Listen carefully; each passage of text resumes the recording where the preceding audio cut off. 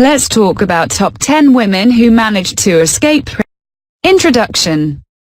We always hear about the daring and miraculous prison escapes attempted by various men around the world, but there are many women who have managed to escape as well. Their methods and motivations vary as much you'd expect any other sampling of prisoners to. The same is true for the nature what crimes got them placed behind bars. Some worked together to escape through teamwork, while others simply walked off at the right moment. Some fled from abuse by guards, others escaped to protect loved ones, and some just wanted out. Here are the top 10 women to make their own way out of prison. So in our data, number 10 is Deborah Gavin. In 1974, Deborah Gavin escaped from the Georgia's Women's Correctional Institution in Baldwin County, Georgia. Gavin was serving time after being convicted for armed robbery. She had successfully escaped the prison multiple times but was always quickly recaptured, until this time. After escaping, she moved to Frankston, Texas, where she married, had 2 children, and worked as a nurse. She was going by the name Deborah Murphy. 33 years after leaving the prison, authorities found out where she was living and arrested her. Gavin claimed that she fled the prison because inmates were being sexually harassed and raped by the guards. The prison became the center of a sex scandal in the 1990s, and many lawsuits were filed against it, claiming that guards were having sex with inmates. All of the women were eventually moved out in 1993, and the facility was transformed into a men's prison. After Gavin revealed her reasoning for escaping the prison, many people wrote letters to the governor of Georgia demanding to let her live out the rest of her life in Texas. Many people even wrote to the governor of Texas, asking him to help prevent the extradition of Gavin. There was also a lot of media coverage spreading a negative light over the Georgia Department of Corrections. They eventually decided to not pursue extradition, and the case was closed. Next number is 9, and her name is Margaret B. Smith. Margaret B. Smith was convicted in 1974 of writing more than $200 worth of useless checks. She was sentenced to 4 years at the Correctional Institution for Women in Raleigh, North Carolina, but would serve the last few months in the Robeson County halfway house before escaping. She claimed that a visit by her 7-year-old daughter brought disturbing news, and she had to break out to protect her family. She still hasn't revealed what her daughter said that made her leave the halfway house.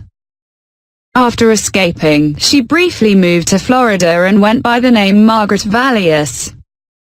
She later returned to Fayetteville to be with her family.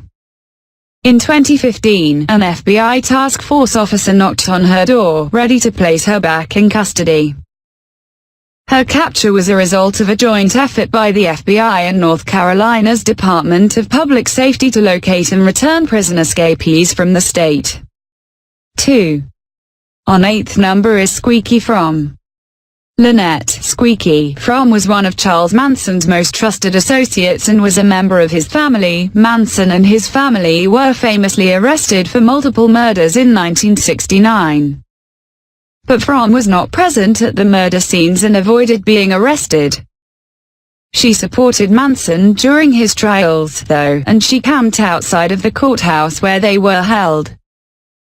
He would soon be convicted and was constantly being moved from prison to prison, and she would move to each town with him in order to be near him. In 1975, she pulled a loaded pistol on President Gerald Ford in Sacramento. She was convicted of attempted assassination and was sentenced to life in prison. In 1987, she successfully escaped to West Virginia prison in an attempt to meet up with Charles Manson after hearing he had been diagnosed with cancer. She would eventually be captured, and she remained in prison until 2009, when she was released after being granted parole. At 7th position is the Niantic 5. In 1984, 5 women managed to escape the Niantic Correctional Institution in Connecticut. The women managed to squeeze between the steel bars of a window in a maximum security section of the prison. This was the only state prison for women, and it featured an open campus style with no fences around the perimeter. The women magically escaped despite the fact that the bars on the window were spaced only 19.7 centimeters (7.7 in) apart and were 38 centimeters (15 in) high, covering the entire window. The prison didn't realize that the women were missing until bed check was performed at night, which was about an hour after the women were last seen. Their escape was short-lived though, with 2 of the women being caught the day after escaping and 1 more captured 2 days after. The 4th suspect was caught just over a week from escaping, and the last of the women finally turned herself in to police 10 days after walking away from the prison. 4. At position 6 is Judy Lynn Hayman. Judy Lynn Hayman was 23 when she escaped from the Women's Huron Valley Correctional Facility in Pittsfield Township, Michigan. She was about halfway through a 16-month to 2-year prison sentence when she escaped in 1977. She was in prison for attempting to steal women's clothing from a Detroit area store. Police in San Diego captured Hayman 37 years later, after Michigan police tipped off the department in San Diego. She had changed her name in 1983 and was now known as Jamie Lewis. She sat in a San Diego jail while awaiting extradition to Michigan, where local authorities wanted her to complete her sentence for larceny.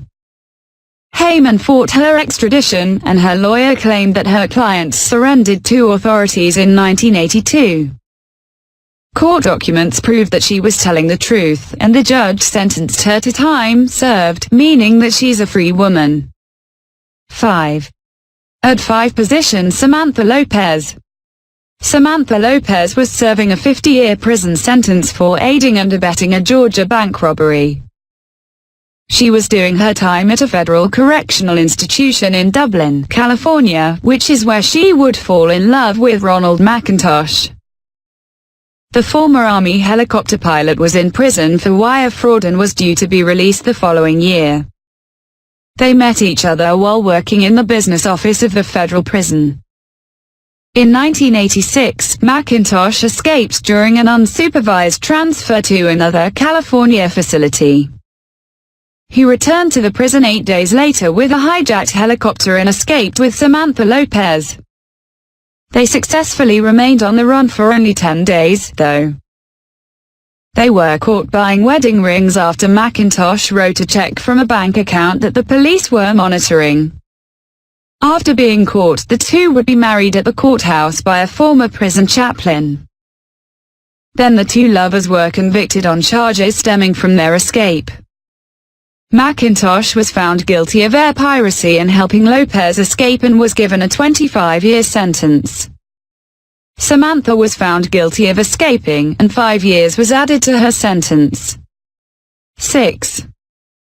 Susan Lefevre is at position 4.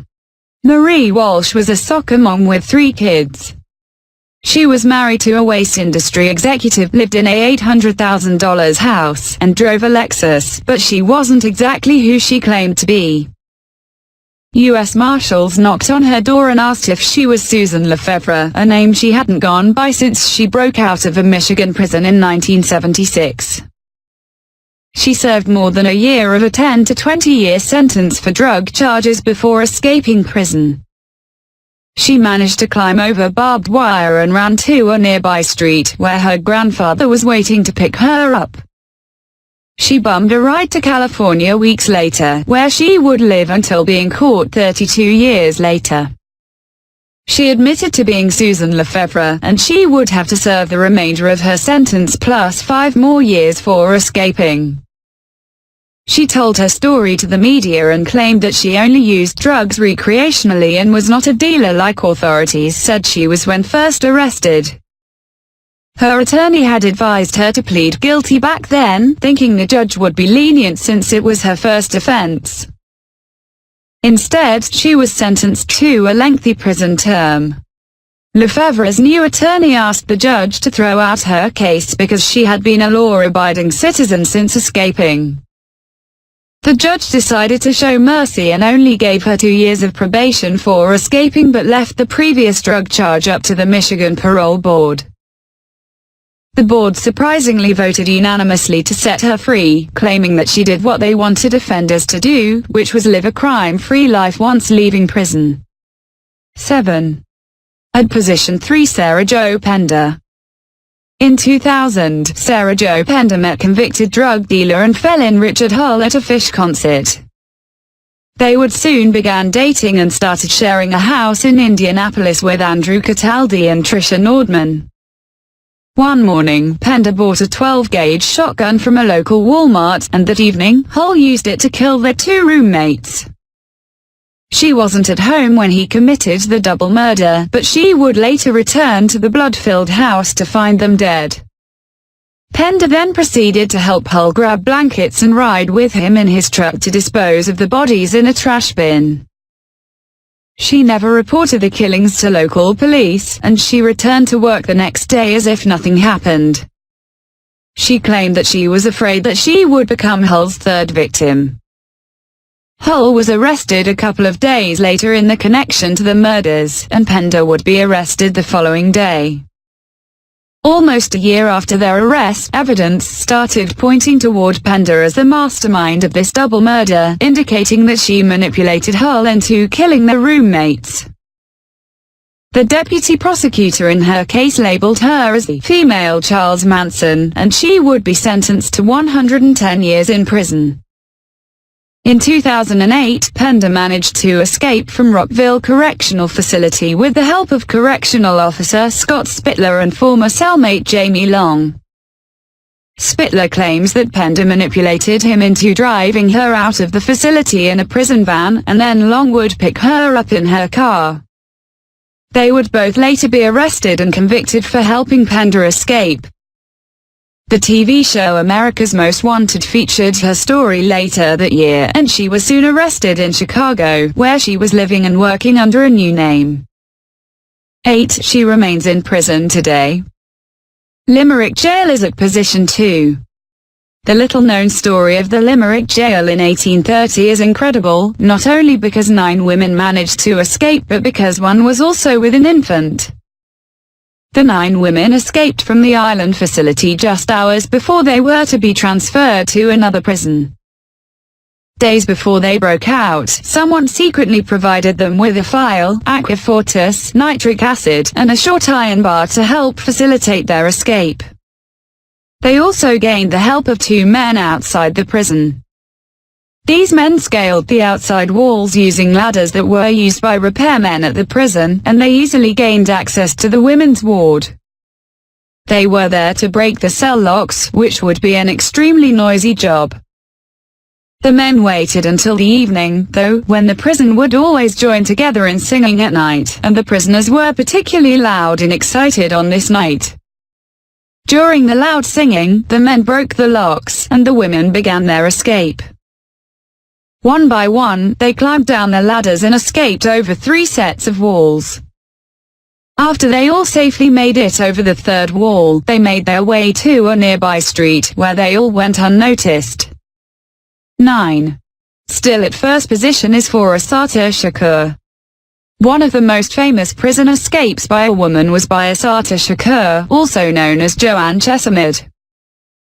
She was an African-American activist, a member of the Black Liberation Army, and the step-aunt of hip-hop legend Tupac Shakur. She was involved in a shootout on the New Jersey Turnpike in which a New Jersey state trooper and BLA member were killed. 4 years later, she was convicted of murder in the killing of the trooper and of 7 other felonies, resulting in a life sentence. 10. Members of the BLA started planning and conducting her escape soon after she was sentenced.